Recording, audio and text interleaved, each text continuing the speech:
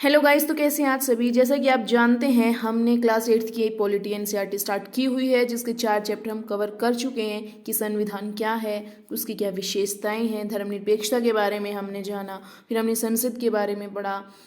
उसके बाद हमने देखा कि कानून कैसे बनाए जाते हैं। उसके बाद है न्यायपालिका। आज के इस चैप्टर में हम कवर करेंगे न्यायपालिका की जुडिशरी। न्यायपालिका क्या होती है, ठीक है, न्यायपालिका की क्या भूमिका है, इसके बारे में हम जानेंगे। स्वतंत्र न्यायपालिका से क्या तात्पर्य है, स्वतंत्र न्यायपालिका क्या होती है, इसके बारे में हम पढ़ेंगे। भारत में अदालतों की संरचना कैसी है, इसके बारे में पढ़ेंगे। क्या हर व्यक्ति अदालत की शरण में जा सकता है या नहीं, इन सब के बारे में हम आज के इस चैप्टर में जानेंगे। तो देखिए, हमने पिछली क्लास में पढ़ा कि कानून कैसे बनाए जाते हैं। तो उसमें हमने पढ़ा था कि जो भारत है हमारे देश में कानून का शासन चलता है, ठीक है, कानून का शासन चलता है और सभी कानून सभी नागरिकों के ऊपर समान रूप से लागू होते हैं। ये आर्टिकल 14 कहता है कि सभी कानून जो हैं वो सभी लोगों पर समान रूप से लागू होंगे। कोई भी कानून की नज़रों में छोटा बड़ा, ऊंचा नीचा, अमीर गरीब नहीं है, वो सभी के ऊपर समान रूप से लागू होंगे। अगर जब कभी भी किसी कानून का उल्लंघन किया जाता है तो एक निश्चित प्रक्रिया अपनाई जाती है, ठीक है, एक निश्चित प्रक्रिया अपनाई जाती है, जो किसके द्वारा अपनाई जाती है, न्यायपालिका के द्वारा अपनाई जाती है, ठीक है, वो होती है न्यायपालिका, कोर्ट। इसीलिए इस व्यवस्था में ना बहुत सारी अदालतें होती हैं जहाँ न्यायिक व्यवस्था होती है। नागरिक न्याय के लिए जा सकते हैं अगर उनके फंडामेंटल राइट का वोलेशन हो रहा है, कि किसी के साथ कुछ भी गलत हो रहा है, तो वो कोर्ट में जा सकते हैं, है ना। तो सरकार का अंग होने के नाते न्यायपालिका भी भारतीय लोकतंत्र की व्यवस्था बनाए रखने में एक अहम भूमिका निभाती है। अब आप कहेंगे कि न्यायपालिका सरकार का अंग, ये कुछ समझ में नहीं आया। देखिए, सरकार से आप क्या समझते हैं। हमने पिछले 6 क्लास के एनसीईआरटी में हमने सरकार को समझा था, लेकिन सरकार क्या होती है। देखो, सरकार के ना 3 अंग होते हैं, ठीक है, सरकार के 3 अंग होते हैं। कौन कौन से होते हैं भाई सरकार के 3 अंग। तो वैसे समझा जाए तो संकुचित अर्थों में हम सरकार से समझते हैं कार्यपालिका को, लेकिन सरकार में 3 चीज़ें आती हैं। पहला आता है विधायिका, लेजिस्लेटिव जिसे हम बोलते हैं, ठीक है, जिसके बारे में हमने पढ़ा, जो कानून बनाती है, ठीक है, वो होती है लेजिस्लेटिव, विधायिका आती है। दूसरे नंबर पर आती है कार्यपालिका, जो उन कानूनों को लागू करती है, एग्जीक्यूटिव, ठीक है। फिर आता है जुडिशरी, न्यायपालिका। तो हमने पढ़ा कि जुडिशरी भी सरकार का एक अंग है, लोकतंत्र में एक सरकार का अंग है जुडिशरी, ठीक है। और संकुचित अर्थों में एग्जीक्यूटिव को ही हम सरकार का अंग समझते हैं। हम सरकार से मतलब ही एग्जीक्यूटिव को समझते हैं, जो 2 तरह की होती है, प्रशासनिक और राजनीतिक, ठीक है। तो राजनीतिक एग्जीक्यूटिव जो है वो संकुचित अर्थों में सरकार होती है। क्लियर हुआ। तो जुडिशरी भी सरकार का अंग है, इसलिए एक महत्वपूर्ण भूमिका है इसकी लोकतंत्र की व्यवस्था को बनाए रखने में। तो इन सब चीज़ों से हम जानेंगे, ठीक है, कि न्यायपालिका क्या है, कैसी है, अगर इन सब न्यायपालिका का कितना महत्वपूर्ण रोल है, तो वो कैसे ये सब कुछ करती है, वो स्वतंत्र है या नहीं है। तो इन सब चीज़ों के बारे में हम आज के इस चैप्टर में डिस्कस करेंगे कि न्यायपालिका की भूमिका क्या है, स्वतंत्र न्यायपालिका है या नहीं, अगर है तो क्या होती है, भारत में अदालतों की संरचना कैसी है, क्या हर व्यक्ति अदालत की शरण में जा सकता है, इन सब के बारे में हम डिस्कशन करेंगे। तो देखिए, न्यायपालिका की क्या भूमिका होती है। आपने देखा है कि जो अदालतें हैं वो बहुत सारे मुद्दों पर फैसले सुनाती हैं। वही तय करती हैं कि शिक्षकों को विद्यार्थियों की पिटाई करनी चाहिए या नहीं करनी चाहिए, है ना। वे राज्यों के बीच नदियों के पानी के बंटवारे पर फैसला दे सकती हैं। किसी अपराध के लिए लोगों को सजा भी देती हैं। अगर आपके फंडामेंटल राइट का वोलेशन हो रहा है तो भी आप कोर्ट में ही जाते, अदालत में ही जाते। तो न्यायपालिका ना बहुत कुछ काम करती है। तो मोटे तौर पर हम देखेंगे कि क्या क्या काम होते हैं न्यायपालिका के। देखिए, विवादों का निपटारा करना। क्या काम होते हैं न्यायपालिका का, विवादों का निपटारा करना। न्यायिक व्यवस्था नागरिकों, नागरिक व सरकार, लेकिन नागरिकों मतलब किसी नागरिक, 2 लोगों के बीच में, ठीक है, नागरिक और सरकार के बीच में, 2 राज्य सरकारों और केंद्र व राज्य सरकारों के बीच पैदा होने वाले विवादों को हल करने की क्रियाविधि मुहैया कराती है कौन, न्यायपालिका। कैसी क्रियाविधि मुहैया कराती है कि अगर 2 लोगों के बीच में किसी चीज़ को लेकर विवाद है तो भी आप कोर्ट में जाएंगे, ठीक है। नागरिक के किसी फंडामेंटल राइट का वोलेशन कर दिया सरकार ने तो भी आप कोर्ट में जाएंगे। 2 राज्य सरकारों के बीच कोई विवाद है, जैसे कि नदी के पानी को लेकर है, दो राज्यों के बीच से कोई भी नदी जाती है तो उसके पानी को लेकर दो राज्यों के बीच में विवाद है, तो वो भी न्यायपालिका में जाएंगे, ठीक है, वो भी कोर्ट में जाएंगे। राज्य और केंद्र के बीच में कोई विवाद होगा तो वो भी कोर्ट में जाएंगे। तो इन सब के विवादों का निपटारा करने की क्रियाविधि मुहैया कराती है कौन? न्यायपालिका, ठीक है। और क्या काम होते हैं न्यायपालिका? न्यायिक समीक्षा करती है। किस पर न्यायिक समीक्षा करती है? हमने पिछले चैप्टर में पढ़ा कि संसद कानून बनाती है, ठीक है, लेकिन उस पर जुडिशियल रिव्यू रखता है कौन? उस पर जुडिशियल रिव्यू रखता है सुप्रीम कोर्ट, न्यायपालिका, ठीक है। संविधान की व्याख्या का अधिकार मुख्य रूप से न्यायपालिका का ही है, ठीक है। इस नाते यदि न्यायपालिका को ऐसा लगता है कि संसद द्वारा पारित कानून संविधान के आधारभूत ढांचे का उल्लंघन करता है तो वह उस कानून को रद्द कर सकता है। इसे न्यायिक समीक्षा कहते हैं।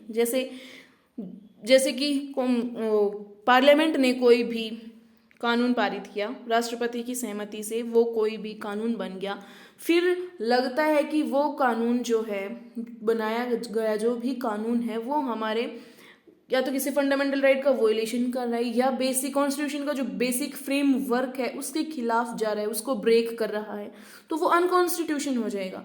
तो जो सुप्रीम कोर्ट है वो लॉ के ऊपर जुडिशियल रिव्यू रखेगा और अगर वो अनकॉन्स्टिट्यूशन है वो लॉ, तो वो बताएगा, जिससे वो जो लॉ है वो खारिज हो जाएगा और एक नया कानून बनाना पड़ेगा। तो न्यायिक समीक्षा रखता है कौन? सुप्रीम कोर्ट जो है वो न्यायिक समीक्षा रखता है कानूनों के ऊपर, संसद के द्वारा पारित किए गए कानून के ऊपर। अगर वो आधारभूत ढांचे बेसिक फ्रेमवर्क का उल्लंघन करता है तो उस कानून को रद्द कर सकता है। इसे न्यायिक समीक्षा कहते हैं। क्लियर है? इसे न्यायिक समीक्षा कहते हैं। अच्छा, और क्या काम होते हैं? कानून की रक्षा और मौलिक अधिकारों का क्रियान्वयन। अब देखो, अब आपके फंडामेंटल राइट का वॉयलेशन हो रहा है तो भी आप सुप्रीम कोर्ट में जा रहे हैं। तो अगर देश के किसी भी नागरिक को ऐसा लगता है कि उसके मौलिक अधिकारों का उल्लंघन हुआ है तो वह सर्वोच्च न्यायालय या उच्च न्यायालय में जा सकता है। आप डायरेक्ट सुप्रीम कोर्ट में जा सकते हैं। आर्टिकल 32 कहता है कि अगर आपकी फंडामेंटल राइट का वॉयलेशन हो रहा है तो आप डायरेक्ट सुप्रीम कोर्ट में जाइए। और हाई कोर्ट में जाने के लिए आपको आर्टिकल 226 कहता है कि अगर आपके फंडामेंटल राइट का वॉयलेशन है तो आप हाई कोर्ट में जाइए, आर्टिकल 226 कहते हैं, ठीक है। तो role of judiciary in the protection of human rights को प्रोटेक्ट करने में भी जुडिशरी की एक अहम भूमिका होती है। क्लियर हुआ? अच्छा जी, उसके बाद देखो स्वतंत्र न्यायपालिका क्या है।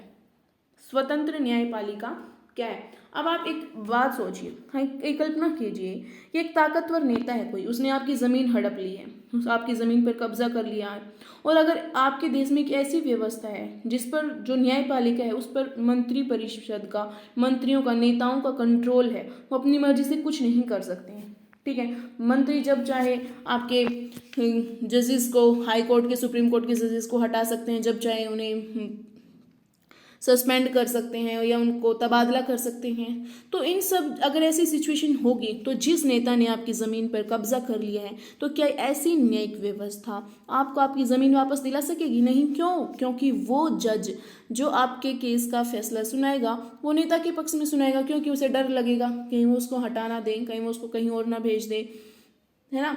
उसको हमेशा ऐसा डर सताएगा, तो वो निष्पक्ष होकर फैसला नहीं दे पाएगा, जो कि एक लोकतांत्रिक देश के लिए बहुत जरूरी होता है, निष्पक्ष फैसला। तो इस तरीके से न्यायपालिका का स्वतंत्र होना बेहद आवश्यक है। तो न्यायपालिका को स्वतंत्र करने के लिए भारतीय संविधान में इस तरह की दखल अंदाजी को स्वीकार नहीं करता है कि कोई भी नेता या संसद जो है, कार्यपालिका, विधायिका जो है, वो न्यायपालिका पर किसी भी तरह का कोई हस्तक्षेप नहीं कर सकती है। इसलिए हमारे संविधान में न्यायपालिका को पूर्णतः स्वतंत्र रखा गया है। और इस स्वतंत्रता का एक पहलू क्या है? शक्तियों का बंटवारा। शक्तियों का बंटवारा क्या है? यह हमारे संविधान का एक बुनियादी पहलू है। इसका मतलब यह है कि विधायिका और कार्यपालिका जैसी सरकार की अन्य शाखाएं न्यायपालिका के काम में दखल नहीं दे सकती हैं, ठीक है। जो कार्यपालिका और विधायिका है वो न्यायपालिका के काम में दखल नहीं दे सकती, इसीलिए तो वो स्वतंत्र होकर काम करेगी। अगर कोई भी ताकतवर से ताकतवर नेता आपके साथ गलत कर, आपकी ज़मीन को कब्जा कर रहा है, तो न्यायपालिका निष्पक्ष भाव से आपके साथ न्याय करेगी, अदरवाइज वो उस नेता के पक्ष में ही फैसला सुनाएगी। अदालतें सरकार की अधीन नहीं है, न ही वे सरकार की ओर से काम करती हैं। शक्तियों के इस बंटवारे को दुरुस्त रखने के लिए यह भी महत्वपूर्ण है कि उच्च न्यायालय और सर्वोच्च न्यायालय के सभी न्यायाधीशों की नियुक्ति में सरकार की अन्य शाखाओं का कोई दखल ना हो। अब हम देखो आगे पढ़ेंगे नियुक्ति के बारे में, तो वहाँ आपको जानने को मिलेगा कि एक राष्ट्रपति के अलावा और किसी कोई भी ना विधायिका ना कार्यपालिका किसी का हस्तक्षेप नहीं होता है न्यायाधीशों को नियुक्त करने में। ठीक है, कोई हस्तक्षेप नहीं है इनका। क्लियर है? अच्छा जी, अब देखो भारत में अदालतों की संरचना कैसी है। भारत में एकीकृत न्यायपालिका है। कैसी न्यायपालिका है भारत में? एकीकृत न्यायपालिका, एकीकृत न्यायिक व्यवस्था है जिसमें जो सबसे ऊपर सुप्रीम कोर्ट है, सर्वोच्च न्यायालय है, दूसरे नंबर पर हाई कोर्ट उच्च न्यायालय है, उसके नीचे आता है अधीनस्थ न्यायालय, सबऑर्डिनेट कोर्ट्स आते हैं। जो सर्वोच्च न्यायालय है वो सर्वोच्च ही है, इसके द्वारा बनाया गया कोई भी कानून कोई भी लॉ इन सभी को मानना पड़ेगा। ठीक है, ये इसके अंडर है। क्लियर हो गया? तो भारत में कैसी न्यायिक व्यवस्था है? एकीकृत न्यायिक व्यवस्था है। सुप्रीम कोर्ट का फैसला हाई कोर्ट और सबऑर्डिनेट कोर्ट्स को मानना पड़ेगा। क्लियर है? अच्छा जी, देखिए the judiciary is the third branch of the Indian government. ये हमने पढ़ा कि जो जुडिशरी है वो इंडियन गवर्नमेंट की तीसरी शाखा है। जैसे पहली है विधायिका, कार्यपालिका और न्यायपालिका, तीसरी है। तो सबसे ऊपर होते हैं सुप्रीम कोर्ट, फिर सुप्रीम कोर्ट ने जो फैसला दिया वो मानेगा हाई कोर्ट। ठीक है, सुप्रीम कोर्ट के द्वारा जो भी फैसले दिए जाते हैं वो इन सभी को मानने पड़ते हैं। सबसे ऊपर होते हैं सुप्रीम कोर्ट होते हैं, फिर हाई कोर्ट होते हैं। हाई कोर्ट्स के नीचे डिस्ट्रिक्ट कोर्ट्स होते हैं, सिविल, क्रिमिनल और रेवेन्यू, अलग अलग कामों के लिए अलग अलग कोर्ट्स होते हैं, और फिर न्याय पंचायत होती हैं। क्लियर है? तो ये होता है, ये है हमारे इंडिया का जुडिशियल सिस्टम। ठीक है, ऐसी संरचना है हमारे भारत में अदालतों की। अच्छा जी, उसके बाद क्या है, क्या हर व्यक्ति अदालत की शरण में जा सकता है? क्या हर व्यक्ति अदालत की शरण में जा सकता है? अब देखो, भारत के सभी नागरिक देश के न्यायालयों की शरण में जा सकते हैं भाई। ठीक है, आर्टिकल 32 कहता है कि आपके साथ कुछ भी गलत हो रहा है, आपके फंडामेंटल राइट का वॉयलेशन हो रहा है तो आप डायरेक्ट सुप्रीम कोर्ट में जा सकते हैं। आर्टिकल 32 ने आपको ये सुविधा दी है।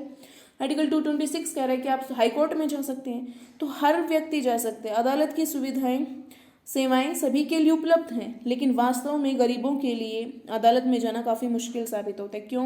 क्योंकि कानूनी प्रक्रिया में न केवल काफ़ी पैसा और कागजी कार्रवाई की ज़रूरत पड़ती है, बल्कि उसमें समय भी बहुत लगता है। अब देखो, कोई दिहाड़ी मजदूरी करने वाला इंसान है, अनपढ़ है, उसको पढ़ना लिखना भी नहीं आता है, उसके पास ज़्यादा पैसे भी नहीं है, डेली काम करता है, डेली पैसा लेके आता है, तो ऐसे इंसान के लिए जहाँ पे कागजी कार्रवाई बहुत होती हो, कानूनी प्रक्रिया में खूब सारा पैसा चाहिए हो, ठीक है, बहुत ज़्यादा टाइम लगता हो, तो वो ऐसी उम्मीदें छोड़ देता है कि हमें न्याय मिलेगा भी या नहीं। वो वहाँ तक पहुँचने की वो कोर्ट कचहरी के चक्रों में ही नहीं पड़ता। ठीक है, इस बात को ध्यान में रखते हुए 1980 के दशक में सर्वोच्च न्यायालय ने जनहित याचिका PIL पब्लिक इंटरेस्ट लिटिगेशन की व्यवस्था विकसित की थी। इसके तहत सर्वोच्च न्यायालय ने न्याय तक ज़्यादा से ज़्यादा लोगों की पहुँच स्थापित करने के लिए प्रयास किया। ठीक है, न्यायालय ने किसी भी व्यक्ति या संस्था को ऐसे लोगों की ओर से जनहित याचिका दायर करने का अधिकार दिया जिनके अधिकारों का उल्लंघन हो रहा है। जैसे कि अगर कोई इंसान खुद के लिए स्टैंड नहीं ले पा रहा है तो कोई अन्य या फिर कोई संस्था NGO वगैरह उस व्यक्ति के खिलाफ, उस पर्टिकुलर व्यक्ति के लिए, ठीक है, कोर्ट में जनहित याचिका दायर कर सकता है। ठीक है, पब्लिक इंटरेस्ट लिटिगेशन PIL दायर कर सकते हैं। ये कोर्ट में file in a court of law for the protection of public interest, लोगों के भले के लिए होता है। ये सब टेररिज्म, कंस्ट्रक्शन हैजर्ड्स एटसेट्रा इनके लिए होता है। Public interest litigation is not defined in any statute in any act, ये कहीं पर भी डिफाइन नहीं किया गया है। ठीक है, various areas where a public interest litigation can be file, बहुत सारे एरियाज जहाँ पे PIL फाइल होती है। कंटेंट और conduct government policy, violation of basic human rights of the poor, compel municipal authorities to perform a public duty, violation of religious right or other basic fundamental rights. It has been interpreted by judges to consider the intent of public at large. तो देखिए, इन सब ये होता है PIL कि अगर आपके religious rights का या फंडामेंटल राइट्स का किसी भी तरह से कोई वायलेशन हो रहा है, किसी गरीब आदमी के बेसिक जो मानव अधिकार है उनका उल्लंघन हो रहा है, तो उनके लिए कोई भी संस्था, कोई NGO या कोई इंसान हाई कोर्ट में या सुप्रीम कोर्ट में जनहित याचिका PIL दायर करवा सकता है, जो खुद उम्मीद नहीं लगा के बैठा कि उसे भी न्याय मिलेगा। न्याय तक आम लोगों की पहुंच को प्रभावित करने वाला एक मुद्दा यह ही नहीं है कि वहाँ तक लोग पहुँच ही नहीं पाते हैं। वहाँ तक अगर लोग पहुँच भी जाते हैं तो सुनवाई में अदालत कई साल लगा देती है, बहुत टाइम लग जाता है। ठीक है, एक एक केस को 5-5 साल 10-10 साल पेंडिंग पड़े हो जाते हैं। इसी देरी को ध्यान में रखते हुए अक्सर यह कहा जाता है कि इंसाफ में देरी यानी इंसाफ का कत्ल। अगर सही टाइम पर कोई भी न्याय नहीं मिल रहा है, अब सपोज करिए कि कोई क्रिमिनल है या एक निर्दोष व्यक्ति है, अब उनका केस चल रहा है कोर्ट में, लेकिन तारीख पे तारीख दिए जा रहे हैं। जो निर्दोष व्यक्ति है वो लंबे समय तक जेल में टाइम अपना काट रहा है, लेकिन जो सचमुच अपराधी है वो बाहर घूम रहा है। तब तक ये सिद्ध होगा कि जो जेल में है वो निर्दोष है, तब तक उसकी जिंदगी के 10-15 साल तो गुजर चुके होंगे। तो आप सोचिए, क्या ये न्याय सचमुच न्याय है? नहीं। तो ऐसे न्याय का क्या फायदा? ये तो न्याय ही एक रूप में अन्याय ही हो गया। इंसाफ में देरी यानी इंसाफ का कत्ल। तो इतनी लेट इंसाफ मिलना तो कोई इंसाफ नहीं है। ठीक है, तो आप उसकी लाइफ के जो 10-15 साल गुजर चुके हैं, क्या आप उसको वापस दे सकते हैं? नहीं। तो बहुत से पेंडिंग केस पड़े रहते हैं कोर्ट में। ये भी एक बहुत बड़ी दुविधा है कि बहुत ही टाइम लगता है। क्लियर है, बहुत ज़्यादा टाइम लगता है। अच्छा जी, उसके बाद क्या है कि न्यायालय की यह एकल व्यवस्था भारत सरकार अधिनियम 1935 से ग्रहण की गई है।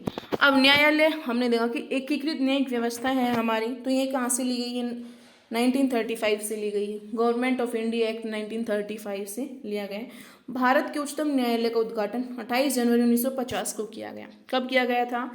28 जनवरी 1950 को, जब हमारा देश गणतंत्र बना था। 26 जनवरी 1950 और 28 जनवरी 1950 को सुप्रीम कोर्ट का उद्घाटन हुआ था। ठीक है, भारतीय संविधान के भाग 5 में अनुच्छेद 124-147 तक उच्चतम न्यायालय के गठन, स्वतंत्रता, न्याय क्षेत्र, शक्तियां, प्रक्रिया आदि का उल्लेख मिलता है।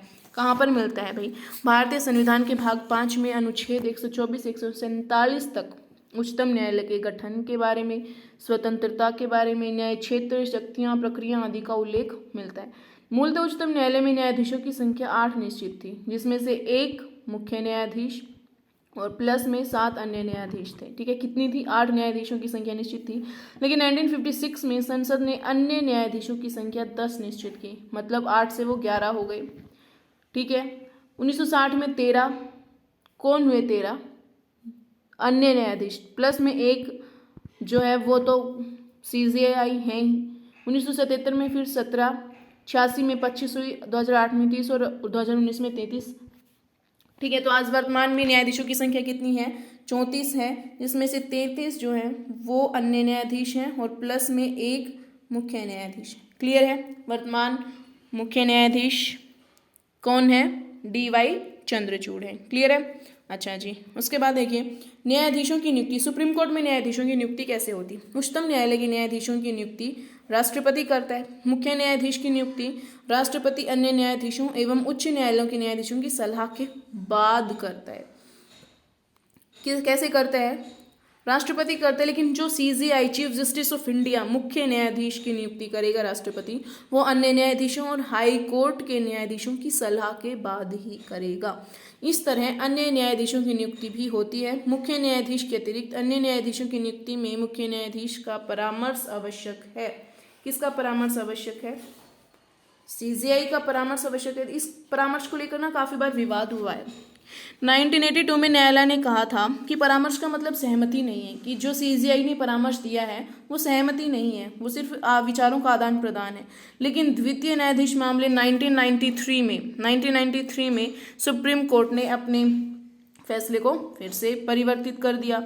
कहा कि जो इस तरह की व्यवस्था दी गई कि न्यायाधीशों की नियुक्ति के मामले में उच्चतम न्यायालय के मुख्य न्यायाधीश द्वारा दी गई सलाह को राष्ट्रपति को मानना बाध्यकारी है, कि परामर्श का मतलब सहमति है, सहमति प्रकट करना है, ऐसा कहा गया। पहले वाले में क्या कहा था? 1982 में कहा था कि CJI का परामर्श सहमति प्रकट करना नहीं है, वो सिर्फ विचारों का आदान प्रदान है। लेकिन 1993 में कहा कि जो CJI का परामर्श है वो सहमति प्रकट करना है, मतलब वो मैंडेटरी है, बाधित करता है राष्ट्रपति को वो CJI की सलाह को माने। लेकिन फिर 1998 में न्यायालय ने मत दिया कि परामर्श प्रक्रिया को मुख्य न्यायाधीश द्वारा बहुसंख्यक न्यायाधीशों के विचार की प्रक्रिया के तहत माना जाएगा। फिर ये कहा गया कि केवल न्यायाधीश ये तय नहीं कर सकता कि कौन जज चुना जाएगा या कौन नहीं चुना जाएगा, तो उसे बहुसंख्यक मत चाहिए अपने जो उनका परामर्श है उनकी सहमति में। ठीक है, तो इस तरह से बातें बढ़ती गई और अब उन्हें 4 अन्य न्यायाधीशों की वरिष्ठतम न्यायाधीशों की सलाह करनी चाहिए। अगर इनमें से 2 का मत भी इन पक्ष में नहीं है ना, तो नियुक्ति के लिए सिफारिश नहीं भेज सकता है सीजीआई, ठीक है। अकेले सीजीआई की भेजी गई सिफारिश को मानने के लिए सरकार बाध्य नहीं है, ठीक है। योग्यताएं क्या क्या हैं? भारत का नागरिक होना चाहिए। जो भी जज चुना जाएगा वो भारत का नागरिक होगा। उसे किसी उच्च न्यायालय का कम से कम 5 साल के लिए न्यायाधीश होना चाहिए। वो किसी भी हाई कोर्ट का 5 साल के लिए न्यायाधीश होना चाहिए। उसे उच्च न्यायालय विभिन्न न्यायालयों में मिलाकर 10 वर्ष तक वकील होना चाहिए, यानी कि उसे 10 वर्ष का एक्सपीरियंस होना चाहिए एज ए लॉयर, ठीक है। राष्ट्रपति के मत में उसे सम्मानित न्यायवादी होना चाहिए। तो ये योग्यताएं हैं। उसके बाद क्या है? उच्च न्यायालय में न्यायाधीशों की नियुक्ति। देखो, उच्च न्यायालय में अनुच्छेद 214 से 231 तक भाग 6 में उच्च न्यायालय का वर्णन है। न्यायाधीशों की नियुक्ति यहाँ पर कैसी होती है? उच्च न्यायालयों की न्यायाधीशों की नियुक्ति राष्ट्रपति करता है। मुख्य न्यायाधीश की नियुक्ति राष्ट्रपति द्वारा भारत के मुख्य न्यायाधीश और संबंधित राज्य के राज्यपाल के परामर्श पर की जाती है। अन्य न्यायाधीशों की नियुक्ति से संबंधित उच्च न्यायालय के मुख्य न्यायाधीश से भी परामर्श किया जाता है। देखो, मुख्य न्यायाधीश जो है, हाई कोर्ट का जो चीफ जस्टिस है, उसकी नियुक्ति जो है वो राष्ट्रपति करेगा। कौन करेगा? राष्ट्रपति। किसकी? सीजीआई और जिस राज्य के हाई कोर्ट के लिए चीफ जस्टिस चुना जा रहा है उस राज्य के गवर्नर, ठीक है, उस राज्य के गवर्नर के परामर्श पर उस हाई कोर्ट का चीफ जस्टिस चुना जाएगा। क्लियर है? और अन्य न्यायाधीशों की नियुक्ति में संबंधित उच्च न्यायालय के मुख्य न्यायाधीश से भी परामर्श किया जाएगा। अब जो मुख्य न्यायाधीश चुना गया है उसका भी परामर्श होगा और अन्य न्यायाधीशों को चुनने के लिए। क्लियर है? इसके लिए क्या क्या योग्यताएं चाहिए? भारत का नागरिक होना चाहिए। उसे भारत के न्यायिक कार्य में 10 वर्ष का अनुभव होना चाहिए। वह उच्च न्यायालय में लगातार 10 वर्ष तक अधिवक्ता रह चुका हो। ठीक है, तो ये उनकी योग्यताएं होनी चाहिए। अब देखो, अधीनस्थ न्यायालय क्या है? हमने पढ़ा कि कैसी एकीकृत न्यायपालिका है। सुप्रीम कोर्ट है, ठीक है, उसके बाद हाई कोर्ट है, फिर सबऑर्डिनेट कोर्ट्स हैं। भाग 6 अनुच्छेद 233 से 237 सबऑर्डिनेट कोर्ट्स के बारे में बताते हैं हमें कॉन्स्टिट्यूशन में, ठीक है। सबऑर्डिनेट कोर्ट जो 3 प्रकार के होते हैं: सिविल, क्रिमिनल कोर्ट्स और रेवेन्यू कोर्ट्स। ये फौजदारी, दीवानी और आपराधिक मामलों की सुनवाई करते हैं, ठीक है। सिविल कोर्ट्स में क्या होते हैं? डिस्ट्रिक्ट जज और डिस्ट्रिक्ट एंड सेशन जजेस होते हैं, सब जज होते हैं। Family courts, म्यूनिसिप्स, small causes courts, इनको फिर अलग अलग और भी पार्ट्स में बांट दिया गया है, ठीक है। क्रिमिनल कोर्ट्स में सेशन जज और डिस्ट्रिक्ट एंड सेशन जजेस होते हैं। रेवेन्यू कोर्ट्स में board of revenue, commissioner, collector, tehsildar, naib tehsildar, ये सब इनके बारे में बताया गया है, ठीक है। तो सबऑर्डिनेट कोर्ट्स का कहाँ पर जिक्र है कॉन्स्टिट्यूशन में? भाग 6 पार्ट 6 के आर्टिकल 233 से 237 तक है। क्लियर है? तो देखिए हमने क्या क्या पढ़ा, एक बार रिवाइज कर लेते हैं। हमने न्यायपालिका के बारे में जाना, क्या है न्यायपालिका, क्या भूमिका है भाई न्यायपालिका की। कि न्यायपालिका जो वो तय करती, वो विवादों का निपटारा करती है, ठीक है, विवादों का निपटारा करेगी। न्यायिक समीक्षा, जुडिशियल रिव्यू रखता है कोर्ट कि पार्लियामेंट ने बनाया लॉ सही है, गलत है, अनकॉन्स्टिट्यूशनल तो नहीं है, संविधान के खिलाफ तो नहीं है, बेसिक स्ट्रक्चर का वायलेशन तो नहीं कर रहा है, तो उस पर जुडिशियल रिव्यू को रखता है, ठीक है। उसके बाद फंडामेंटल राइट का वायलेशन हो रहा है तो आप आर्टिकल 32 के तहत डायरेक्ट सुप्रीम कोर्ट और आर्टिकल 226 के तहत हाई कोर्ट में जा सकते हैं।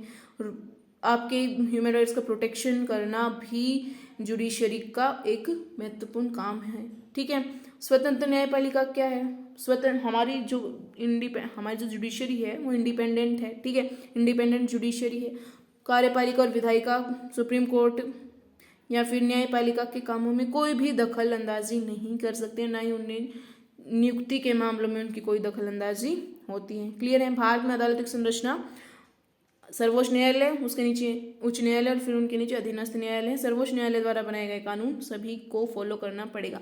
अब जैसे एक कोई केस है, ठीक है, पर्टिकुलर केस में किसी ए इंसान को निर्दोष मान लिया गया है, ठीक है, इसको निर्दोष मान लिया गया और ये है एक्चुअल में दोषी, ठीक है, ये है एक्चुअल में दोषी। फिर हाई कोर्ट में जाएगा, ये हाई कोर्ट में भी इस इंसान को निर्दोष मान लिया जाता है, ठीक है, हाई कोर्ट में भी इसको निर्दोष मान लिया जाएगा। अब जो एक्चुअल में ये है दोषी, लेकिन इसको बार बार निर्दोष मान लिया जा रहा है क्योंकि इसके खिलाफ अच्छे से सबूत नहीं मिल पा रहे हैं।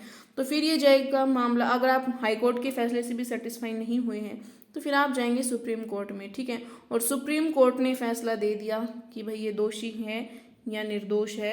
जो भी सुप्रीम कोर्ट का फैसला, अगर ये सच में दोषी है तो दोषी ठहराया जाएगा, अगर सच में निर्दोष है तो उसको निर्दोष बताया जाएगा। तो जो सुप्रीम कोर्ट का फैसला है वो हाई कोर्ट और सबऑर्डिनेट कोर्ट्स सभी को मानना पड़ेगा, मानना आवश्यक होगा। क्लियर है? अच्छा जी, अब देखो उसके बाद क्या, हर व्यक्ति अदालत की शरण में जा सकते हैं। जो नहीं जा सकते, जिनके पास पैसों की कमी है, समय नहीं है, पढ़े लिखे नहीं है, नॉलेज नहीं है, उनके लिए पीआईएल का सिस्टम है। सुप्रीम कोर्ट ने 1980 में पीआईएल की व्यवस्था विकसित की थी, जिससे जो न्याय है वो ज़्यादा से ज़्यादा लोगों तक आसानी से पहुंच सके, ठीक है। कोई भी एनजीओ या कोई पर्टिकुलर इंसान किसी के लिए भी पीआईएल दायर कर सकते हैं हाई कोर्ट में या सुप्रीम कोर्ट में, ठीक है। न्यायालय एकीकृत न्यायिक व्यवस्था हमने कहाँ से ली है? गवर्नमेंट ऑफ इंडिया एक्ट 1935 से ली है। भारत के उच्चतम न्यायालय का उद्घाटन 28 जनवरी 1950 को किया गया था। और उच्चतम न्यायालय के गठन, स्वतंत्रता, न्याय क्षेत्र, शक्तियाँ, प्रक्रिया आदि का उल्लेख कहाँ पर है? पार्ट 5 में आर्टिकल 124 से 147 तक है कॉन्स्टिट्यूशन में, ठीक है। मूलतः इसमें 8 जज होते थे, एक CGI chief justice of India और प्लस में 7 अन्य जज होते थे। वर्तमान में 34 हैं, 33 अन्य जज हैं और एक सीजीआई है। वर्तमान में chief justice of India DY Chandrachud हैं, इनसे पहले UU ललित थे। क्लियर है? न्यायाधीशों की नियुक्ति कैसे होती है ये हमने जाना, उनकी योग्यताएं क्या हैं इनके बारे में हमने पढ़ा। उच्च न्यायालय आर्टिकल 214 से 231 तक है पार्ट 6 में। क्लियर है? उच्च न्यायालय के न्यायाधीशों की नियुक्ति के बारे में पढ़ा, योग्यताओं के बारे में पढ़ा, फिर अधीनस्थ न्यायालय के बारे में हमने जाना। तो इस चैप्टर में हमने ये सब कुछ जाना। आई होप ये वीडियो आपको पसंद आई होगी। देखिए हमने ना सिर्फ एनसीईआरटी के पॉइंट ऑफ व्यू से पढ़ा, हमने कुछ एक्स्ट्रा चीज़ें इसलिए ली हैं ताकि हमें पता चले कि कौन सी चीज़ कॉन्स्टिट्यूशन में कहाँ मेंशन है। अदरवाइज हमने ज़्यादा डीप में डिटेल में जाने की कोशिश नहीं की है क्योंकि हमने एनसीईआरटी के पॉइंट ऑफ व्यू से पढ़ा, हम एनसीईआरटी पढ़ रहे हैं, ठीक है। तो आगे जब हम और चैप्टर्स करेंगे, दूसरी बुक स्टार्ट करेंगे तो उसमें हम डिटेल में पढ़ेंगे। फिलहाल एनसीईआरटी है, एनसीईआरटी के तरीके से पढ़ेंगे, ठीक है। तो आई होप ये वीडियो आपको पसंद आई होगी। अगर वीडियो अच्छी लगी हो तो लाइक करें, शेयर करें, चैनल को सब्सक्राइब करें। तो मिलते हैं नेक्स्ट वीडियो में, तब तक के लिए बाय बाय, टेक।